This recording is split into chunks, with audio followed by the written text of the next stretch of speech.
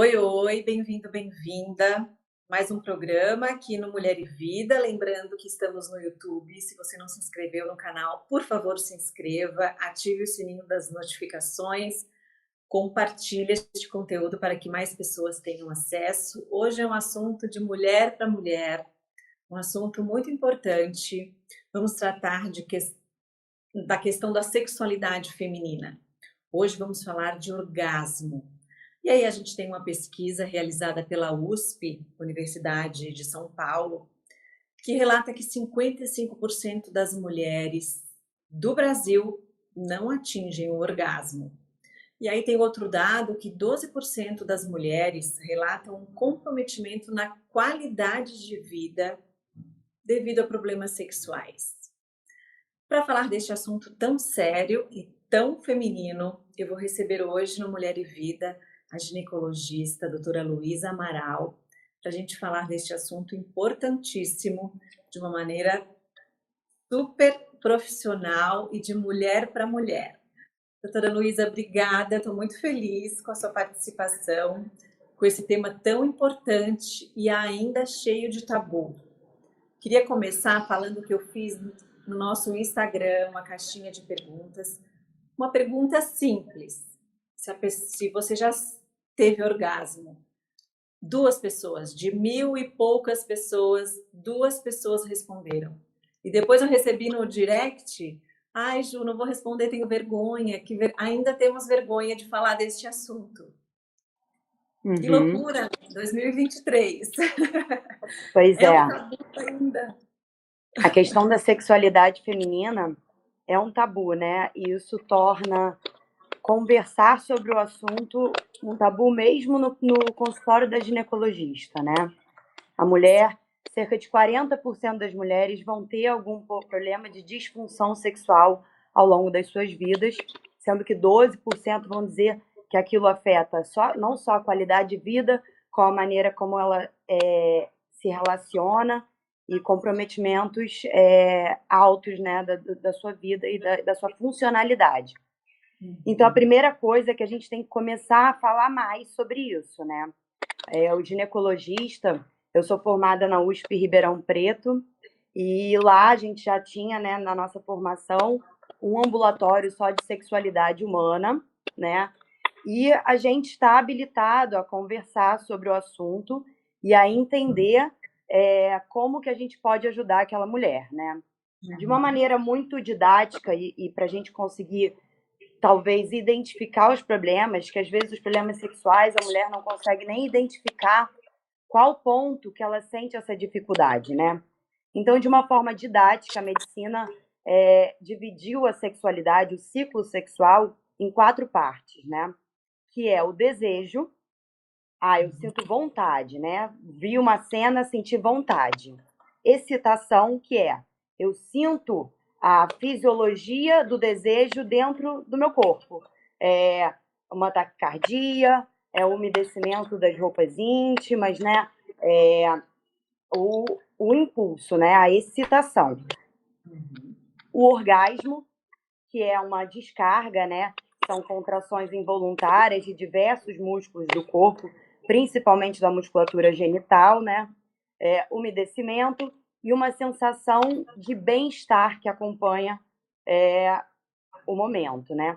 E depois a recuperação, que é aquele relaxamento que vem depois da atividade sexual. Dependendo de onde aquela mulher me traz a principal questão dela, a gente vai poder agir de uma determinada maneira, né? O orgasmo é uma questão, de fato. Os estudos iniciais subestimavam essa questão do orgasmo, porque nos estudos iniciais ali da década de 2090, falavam que só 20% das mulheres não atingiam o orgasmo, mas porque deixavam as mulheres livres para explicar. E como as mulheres, durante esses últimos 30 anos, conseguiram ver que sua sexualidade separada da do parceiro, a gente tem visto que as pesquisas estão agora estimando mais a realidade disso tudo mesmo, né? Antes, o problema que a mulher na década de 90, 80 trazia era: eu não consigo satisfazer o meu marido. Meu marido diz que eu não fico úmida. É, eu não tenho vontade de transar com meu marido. Que são com meu parceiro, minha parceira, né? Isso, né, vai variar conforme aquela mulher. Então, sempre era a sexualidade na visão do outro. E a gente está sendo cada vez mais estimulada a olhar para a nossa própria sexualidade, para o nosso próprio desejo, para a nossa própria excitação. E aí as queixas estão ficando cada vez mais frequentes mesmo. Não porque elas não existiam, mas porque as mulheres estão aprendendo a se olhar e a se conhecer melhor, né?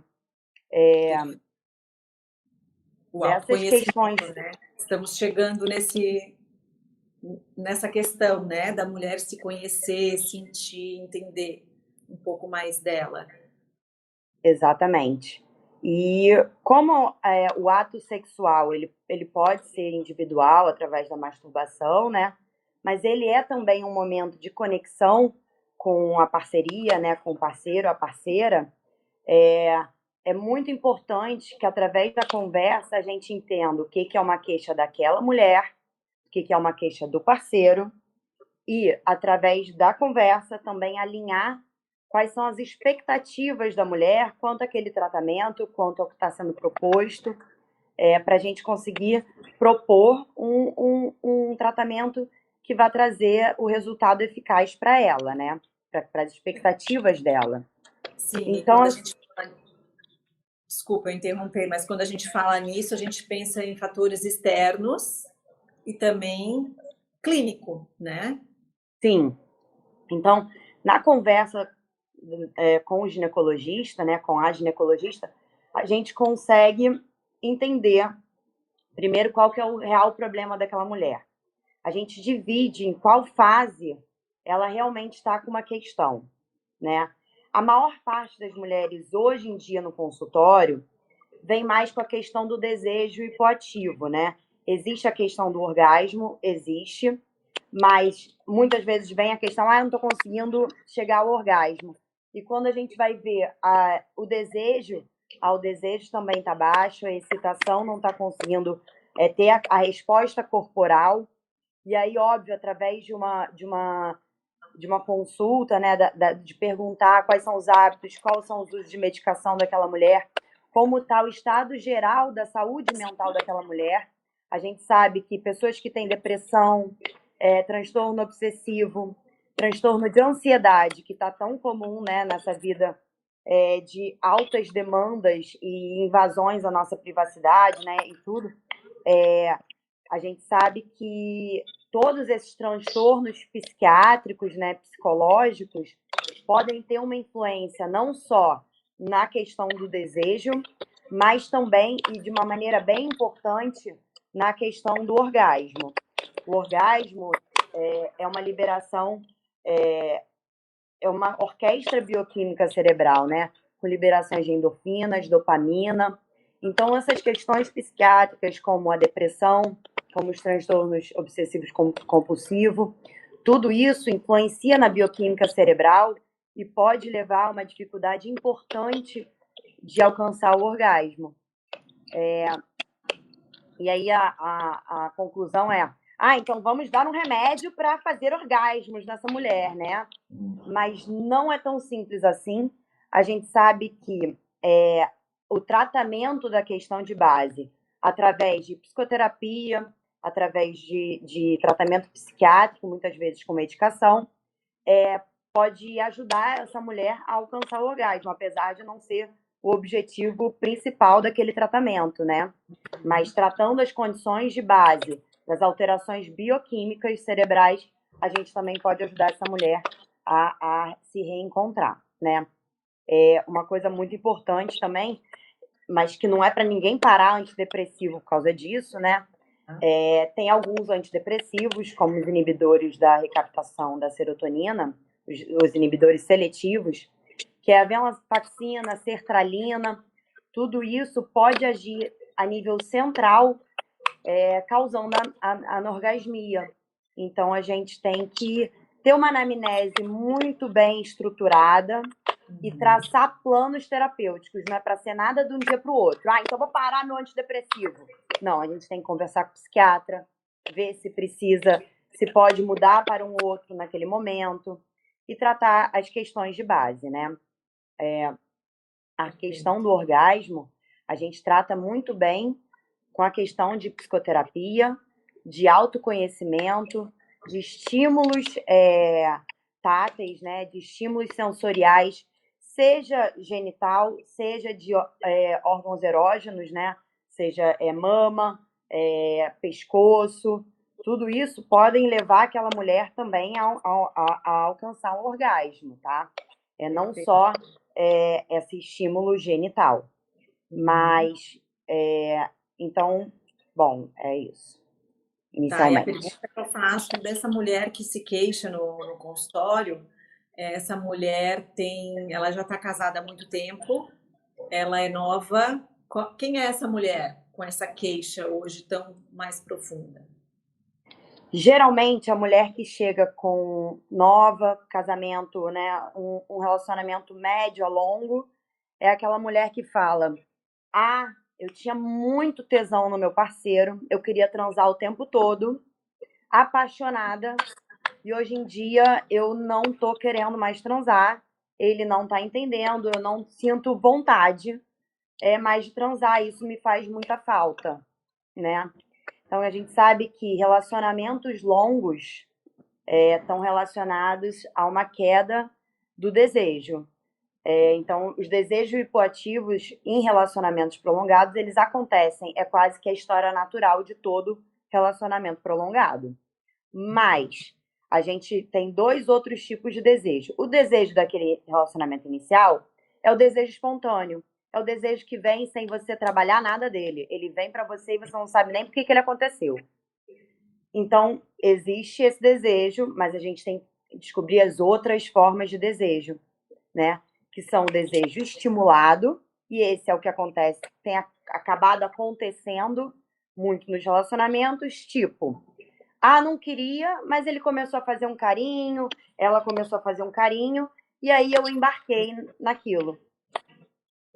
E aí acontece, aí depois as outras fases do ciclo sexual, depois do desejo estimulado, de um certo carinho, de um certo acolhimento ali, então as fases de desejo, excitação, orgasmo e recuperação estão todas presentes. No entanto, muitas vezes a mulher sente que aquele sexo não foi tão completo, ou tão natural, ou tão gostoso quanto o do desejo espontâneo, né? Então, nesse sentido, a gente tem que entrar também, não só na resposta, né? Fez um carinho, acabei querendo, como estimular o desejo trabalhado, que eu conto aqui no consultório. O que é o desejo trabalhado? É você lutar pelo desejo pela outra pessoa. Tipo, se vocês só chegam em casa, jantam, se vêm ali no perrengue, dormem e acordam para mais um dia de luta, onde que vai entrar o desejo? Onde que vai entrar a sexualidade? Onde que vai entrar o mistério? Ele não tá ali, né? E a sexualidade, mistério e desejo, eles têm tudo a ver. Então a gente tem que ativamente lutar pelo nosso desejo, seja aumentando o repertório, indo para aulas de massagem, comprando dispositivos que mas daqui a pouco eu já vou mostrar aqui na live. Então, seja aumentando o repertório, seja melhorando comunicação do tipo: gostaria que você vocalizasse mais durante o sexo, meus atributos, o que você gosta em mim. Gostaria que você me pegasse para viajar ou para fazer alguma coisa especial. Gostaria que você me tocasse de determinada maneira. A conversa sobre as expectativas quanto ao sexo, quanto à relação sexual, elas são determinantes para um casal reencontrar a sexualidade depois de perder o desejo espontâneo, tá? É muito mais comum a mulher perder muito antes do que o homem o desejo espontâneo. Então, o homem, às vezes, está 7 anos naquela relação e ele deseja igualzinho. A mulher, não. No segundo ano, ela já começa a ter questões, né? Assim, Essa é a história natural, mais ou menos. Então, a gente aprender a criar um lugar para o sexo, para o encontro lúdico dos corpos, né, que tem uma relação sólida, é muito importante. Às vezes, praticar atividades físicas juntos, ir ver o que você sente tesão de ver o parceiro, tipo, eu adoro ver meu parceiro jogar futebol. Então na pelada de terça-feira você vai lá assistir, porque é isso que vai estimular o seu desejo ativamente. Então, assim, tem uma série de coisas que a gente tem que trabalhar para não entrar na mesmice, naquela relação automática e sem repertório, porque, na verdade, o sexo ele é infinito, as possibilidades são infinitas, e é uma questão de descoberta, é uma questão dos parceiros estarem disponíveis para essa abertura, para essas descobertas juntos, né? Isso, o ideal é que seja conversado desde o início. Porque o que acontece aqui também muito no consultório, a paciente chega com a queixa quando o relacionamento já está todo deteriorado pela falta de desejo, pelas negativas das relações sexuais, e aí o homem se sente muito criticado e se sente muito indesejado, e a verdade é essa que está acontecendo, mas não é que ele seja ruim, não é que ele não seja mais apto a proporcionar prazer, mas é porque ele perdeu-se o desejo espontâneo. Então, conversar sobre isso, sobre sexo, sobre o que gosta ou não, desde o início das relações é muito importante, porque quando acontece isso de já chegar a relação deteriorada, quando você vai sentar para conversar com esse homem, com essa parceira que está muito triste com essas negativas, com essa questão do desejo hipoativo do outro, ele já não está mais tão aberto, né, para esse mundo. Ele já acabou sucumbindo àquelas críticas que às vezes não foram feitas de uma maneira carinhosa e amorosa, como quem quer levar um relacionamento para um outro patamar mesmo, de descoberta juntos. Então, falando em relacionamento, então, pegando esse gancho, homens e mulheres, eles enxergam o sexo de forma diferente? Então, o que eu vejo aqui, o que a gente acredita na sexualidade, é que cada indivíduo, na verdade, vê o sexo de uma determinada maneira. Não só homens, não só mulheres, e sem generalizações. Porque existe aquela mulher que entende que o sexo é só para o prazer, existe aquela mulher que entende que o sexo é só para procriação, assim como existem os homens que sentem a mesma coisa. Apesar de mais comumente o homem conseguir lidar melhor com a questão do prazer, né, do sexo ser um momento de prazer e isso não afetar tanto a sexualidade dele. O que a gente vê muito nas mulheres, mas também nos homens, é a questão sociocultural afetando toda essa maneira de enxergar a sexualidade, né? E isso é muito das igrejas, né? Das questões da catequização quanto ao sexo ser um momento de procriação, acabou que a gente tende a ter uma visão muito limitada do sexo ou muitos tabus quanto ao encontro do prazer.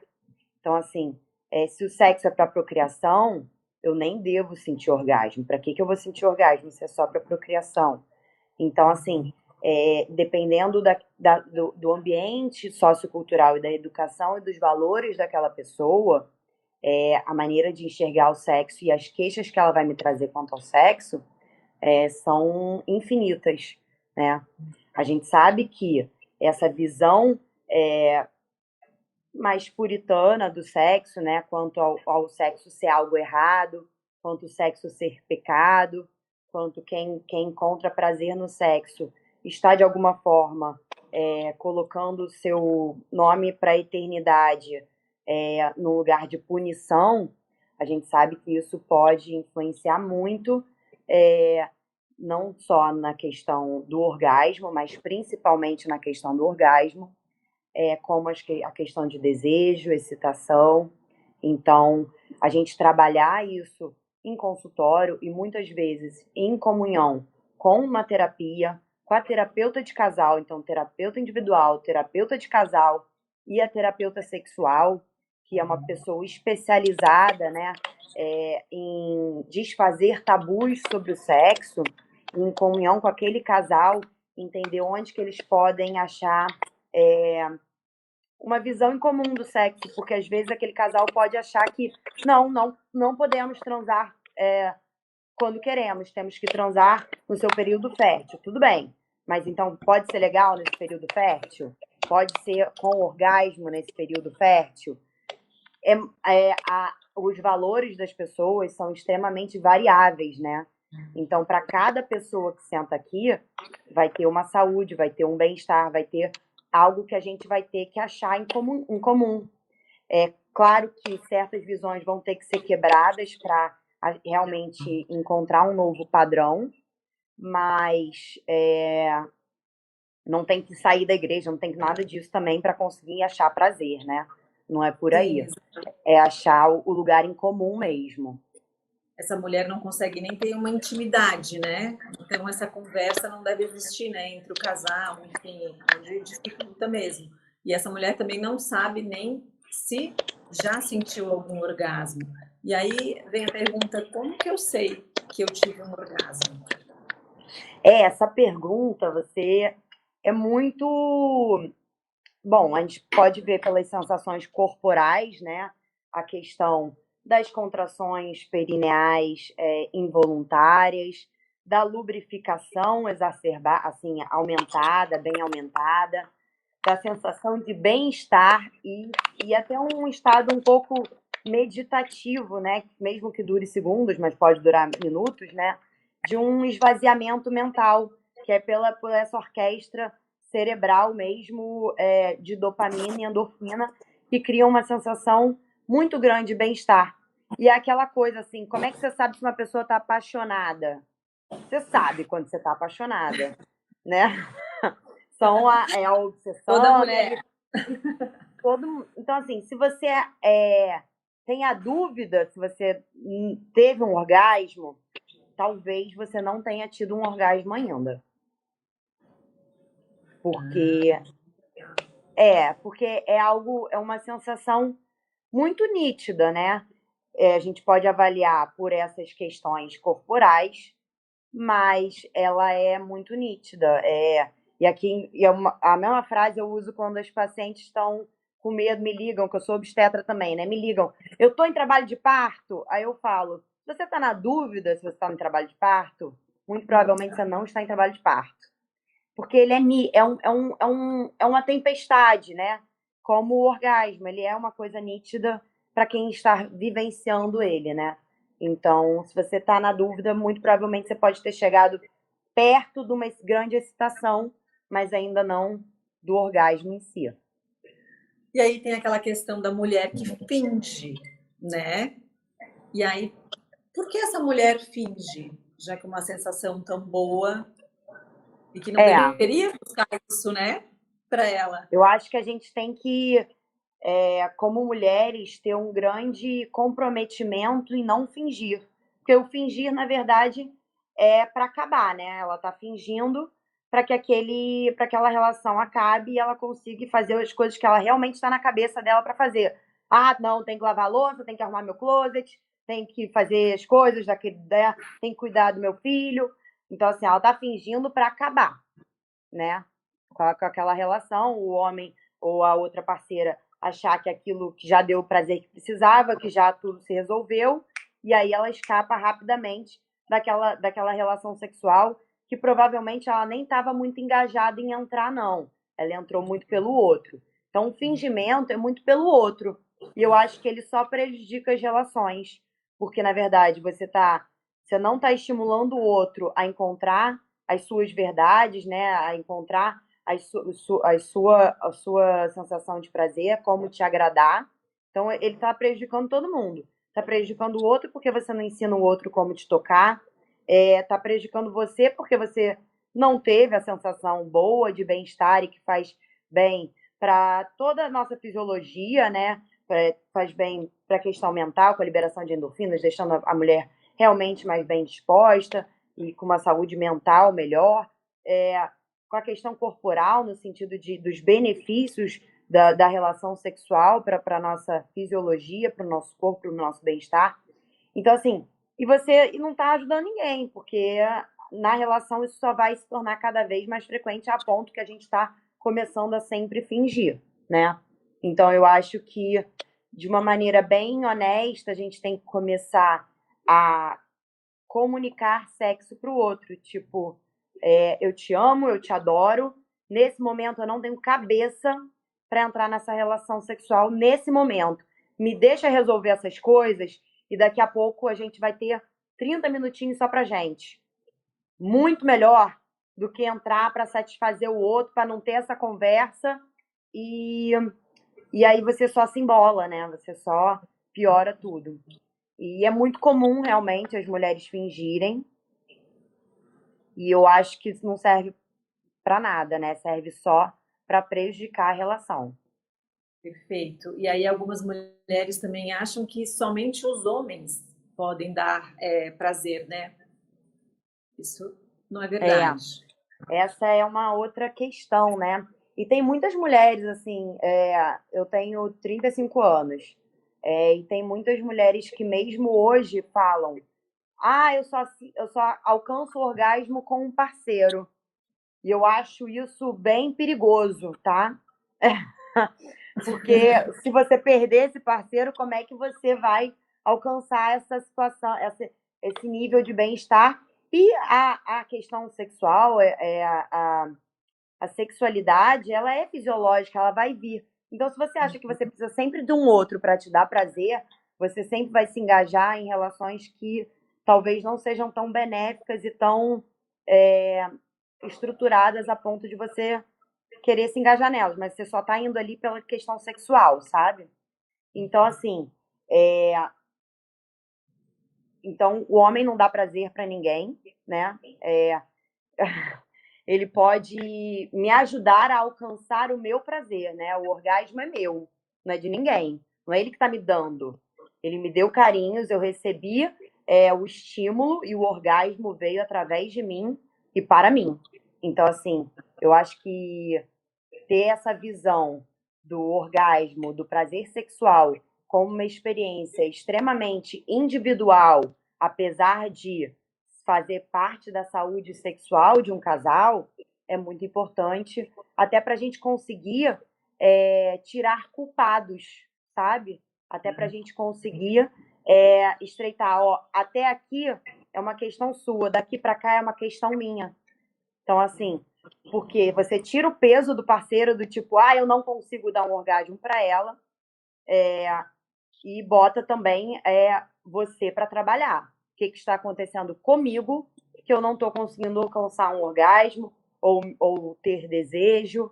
Então, e passa a ser algo muito mais ativo, algo muito mais produtivo, e aí, a partir daí, no momento que a gente assume a nossa própria responsabilidade pelo nosso autoconhecimento, e pelo nosso prazer, a gente, a gente descobre um novo mundo de sexualidade, né? E novos pontos na gente mesmo. Perfeito. E aí a gente já pode falar dos dispositivos, tudo que tem para ajudar essa mulher. Muito bom. Bom, então, Muito assim, bom. de dispositivos que a gente consegue ajudar, né? A questão da sexualidade, a gente divide eles em duas categorias, tá? A primeira são estímulos táteis, né? Que tem como fim e como objetivo o prazer, tá? O estímulo para prazer. Outra categoria são os dispositivos que têm como objetivo o treinamento perineal e, assim, o fortalecimento da musculatura, o aumento da vascularização dos órgãos genitais e, assim, gradualmente, a potencialização da sensação e também do orgasmo, né? Na consulta, a primeira coisa que a gente faz, né, é explicar a anatomia da vulva, né, da genitália, né? Então, aqui seria o clitóris, tá? O clitóris, como você pode ver nesse dispositivo, ele tem um corpo bem grande, que ele se insere por todo o pequeno lábio. Então, clitóris, grandes lábios, pequenos lábios, introito vaginal e ânus. Então, primeiro, eu sempre estimulo a mulher a se conhecer, até para ela saber quais são as regiões que ela vai treinar, estimular e como ela vai usar os dispositivos de uma forma segura. Então, o espelho. Às vezes a mulher não quer se olhar no espelho comigo aqui. Então, eu estimulo ela a se olhar no espelho em casa. Até para você conhecer se está acontecendo alguma coisa. Ah, essa bolinha, ela é normal? Ela estava aqui ou não estava? Você nunca vai saber, né? Alguma glândula, alguma alteração de pele, algum corrimento, se você não se tocar, se você não se cheirar, se você não se olhar. Então, assim, o autoconhecimento, ele é o ponto de partida do início de uma jornada de busca por prazer, tá? Então, bom, aí nos autoconhecemos. A gente tem uma série de dispositivos, eu encaixo eles em basicamente 3, tá? Os vibradores comuns, que geralmente ninguém mais quer, né? Ninguém mais quer, e eu também não estimulo as pacientes a terem, porque eu acho que ligar a nossa sexualidade a um falo, né? Geralmente os vibradores comuns, eles têm essa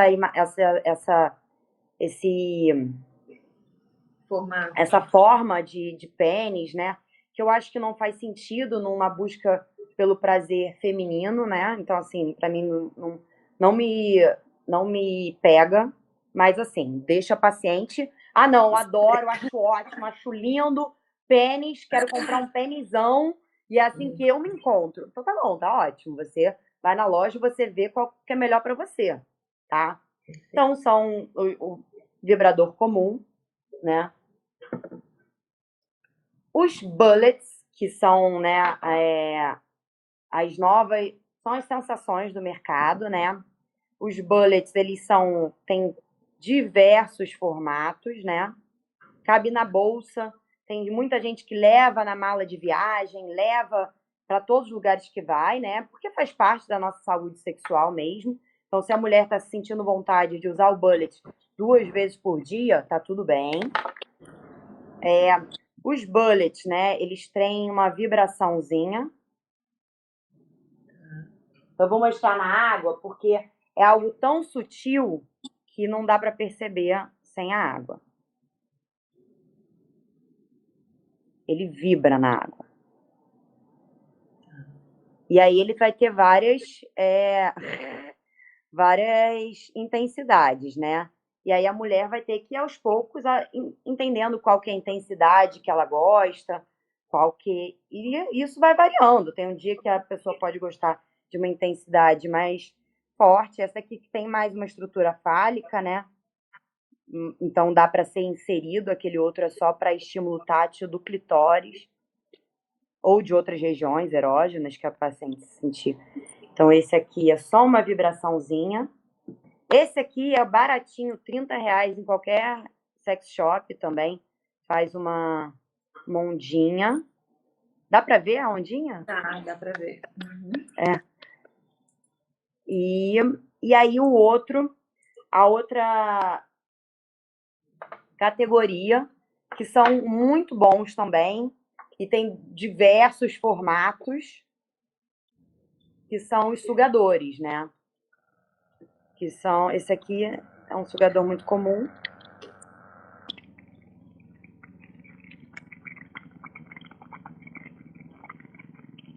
E aí, esses objetos, né, eles vão ser usados, e aí cada pessoa ia teste. Às vezes, durante um período da vida, esse aqui faz sentido, depois cansou desse aqui, compra um desse aqui, depois cansou desse aqui, compra o outro, e assim vai, né? Não tem regra. Não é, achei esse pro resto da minha vida, daqui a pouco esse também não vai estar mais fazendo nada, porque você acostumou com ele e a gente gosta de novidade. Então, assim, e os sugadores, então, bom, seja sugadores, sejam o bullet, né? Ou mesmo os vibradores convencionais, a gente estimula que a mulher use por todo o grande lábio, por todo o pequeno lábio e de uma maneira bem direta ao redor do clitóris. Tem mulher que chega e bota pá, bem em cima do clitóris? Tem.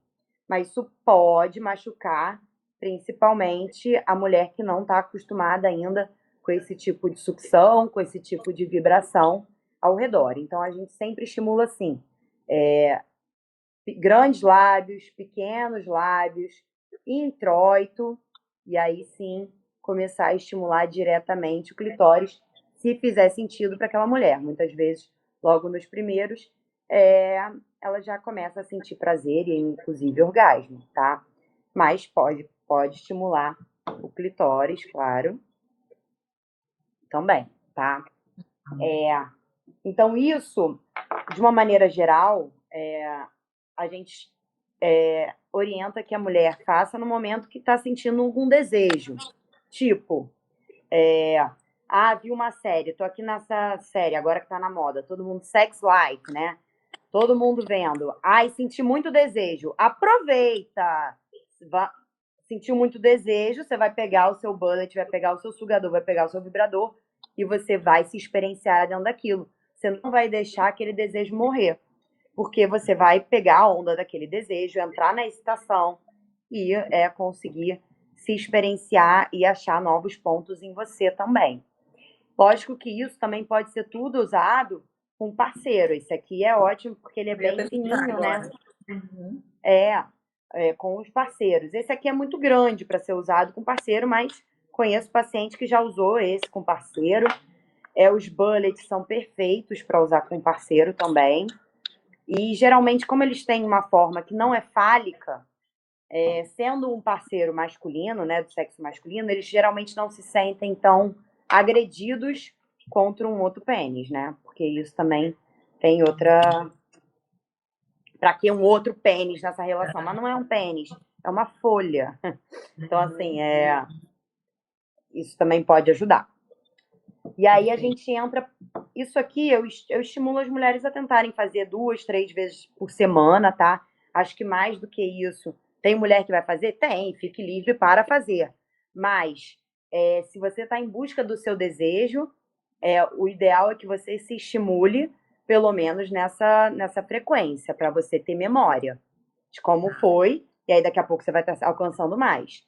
E se cercar de culturas, né, no sentido de filmes, textos, séries que estimulem o seu desejo. Se você ficar vendo só série de policial e de violência no Netflix, seu desejo não vai vir, né? Assim, então, você consumir material que estimule o desejo também vai trazer esse desejo, vai fazer toda a cascata do ciclo sexual ser desencadeada.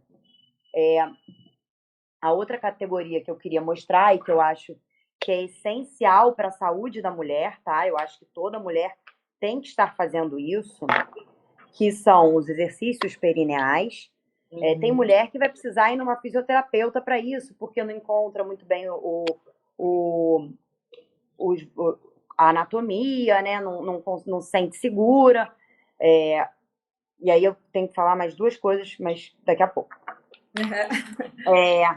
Então, assim, que são as bolinhas, né, do pompoarismo. Isso aqui são os exercícios que a gente chama de passivos, né?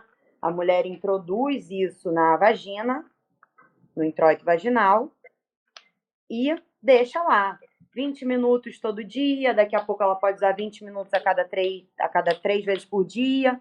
E assim ela vai... porque o períneo, quando você introduz as bolinhas, e lógico, melhor ser feito com lubrificante para não machucar, a musculatura perineal naturalmente trava, porque naturalmente essa musculatura não quer que saia, né? Tem um negócio lá dentro, a musculatura trava. E só da musculatura travar, fazer essa contração mantida, já é um estímulo ao fortalecimento dos músculos perineais, dos músculos do introito vaginal e, como fortalecimento de todo o músculo, traz a vascularização e traz novas sensações, novos neurotransmissores. Então, assim, tudo isso é muito importante a longo prazo. E para a saúde pélvica perineal da mulher, quanto à questão de incontinência urinária, lá no, né, num segundo momento da vida.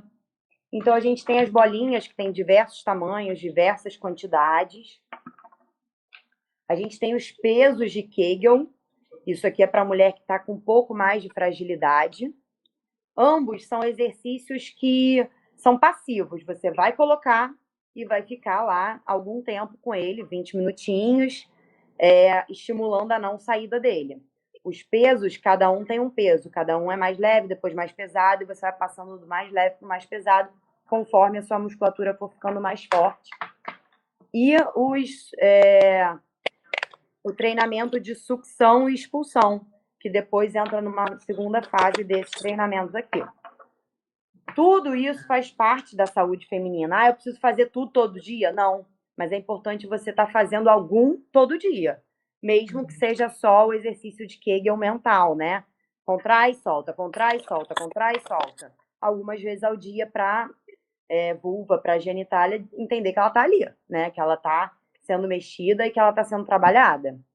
Então, isso tudo faz parte de uma saúde sexual e de uma saúde feminina também, tá? Tá, e agora eu estou pensando na paciente, na mulher, que faz tudo isso de uma maneira, querendo buscar o melhor para ela, faz tudo isso, é uma paciente que, obediente, digamos assim, que realmente não funcionou, não dá certo. O que faz aí clinicamente, fisiologicamente, o que a mulher não ter essa sensação? Então, isso que é muito importante a visita ao ginecologista, né? Porque tem algumas questões, tanto estruturais, quanto de dor, quanto até psiquiátricas, que podem estar influenciando tudo isso. Muito comum no consultório é a mulher falar: eu tenho desejo, eu não me excito, não fico molhada, então todos esses instrumentos que você está me dizendo parecem maravilhosos, mas dói pra caramba, não tem como. E aí, quando a gente vai olhar, né, a vulva dessa paciente, geralmente é uma vulva que pode já estar com sinais de atrofia da síndrome do climatério, né, já entrando numa queda dos hormônios ovarianos, e aí ela está ressecada, não porque está faltando desejo ou excitação, ela está ressecada porque ela tem uma questão ali hormonal acontecendo que está levando ela a não conseguir ativar as fases do ciclo sexual, né? Então, isso a gente tem que tratar a síndrome urogenital para depois começar com todo esse treinamento.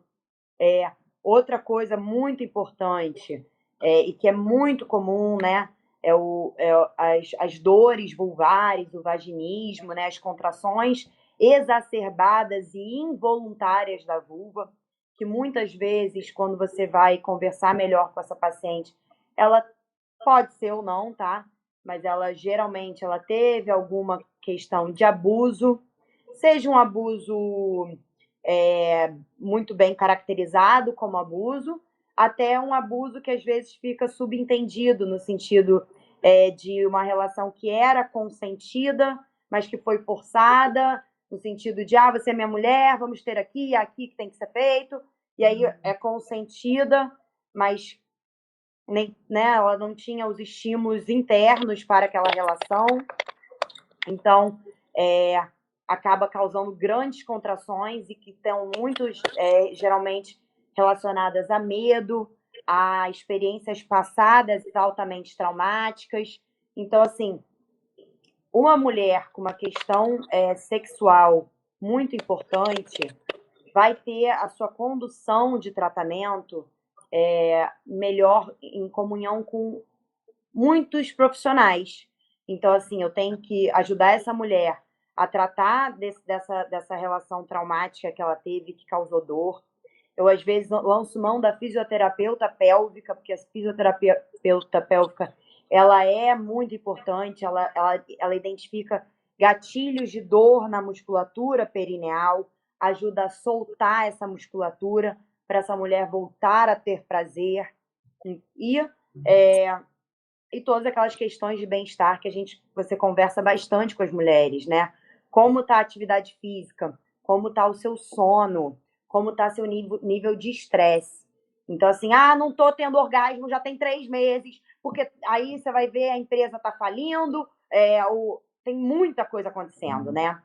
Geralmente tem algum desses fatores associados a um quadro de anorgasmia. Não é ele pura e simplesmente, tá? Porque ele é quase um sintoma de muitas outras coisas, tá? E a gente sabe que pessoas que vivem com dor crônica, né? Então, assim, uma paciente que tem uma artrite muito importante, que tudo dói para ela pode ter uma dificuldade mais importante de alcançar o orgasmo por uma mudança neuropsicológica dela quanto aos estímulos dolorosos. Então, assim, a gente vai ter que trabalhar como está sendo tratada essa artrite, como está sendo tratada essa dor crônica, o que a gente pode fazer para melhorar a dor crônica, e aí depois o que sobrar a gente trabalha na questão do orgasmo. Um dado muito interessante quanto à questão do orgasmo, tá? É que a gente sabe que pessoas que são tímidas ou que têm uma autoavaliação como pessoas não muito aptas para o sexo, do tipo, eu acho que minha performance não é boa, eu acho que eu não sei relaxar, eu acho que eu não sei ter relação. Essa pessoa que tem uma autocrítica, que não é um bom parceiro sexual, essa pessoa também vai ter muito mais dificuldade de alcançar o orgasmo por uma questão de autoavaliação, né? Ela não consegue relaxar na hora da relação.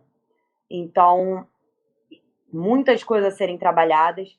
De maneira geral, são coisas que a gente lança a mão de múltiplos profissionais, e inclusive de trazer o parceiro aqui no consultório para, em conjunto, conversar e trabalhar. Então, isso é uma grande possibilidade. E o que eu vejo aqui no consultório é que depois que a mulher lida com essa questão sexual de uma maneira bem objetiva e não culpabilizando o parceiro e não criando mais muros nisso, né? Na verdade, trazendo ele de maneira muito objetiva para o consultório, esses parceiros têm uma abertura muito grande para descobrir novas formas, novos repertórios sexuais, novas formas de estímulo, de massagem, né, de massagens íntimas. Então, assim, novos jeitos de estimular essa parceira. Eles ficam abertos no momento que aquilo não entra como uma grande crítica a ele, mas como uma busca do casal por uma nova sexualidade. Então, assim, a gente realmente conseguir conversar que muda tudo. Perfeito. Infelizmente, o nosso tempo acabou. Eu ficaria aqui mais muito tempo falando sobre isso.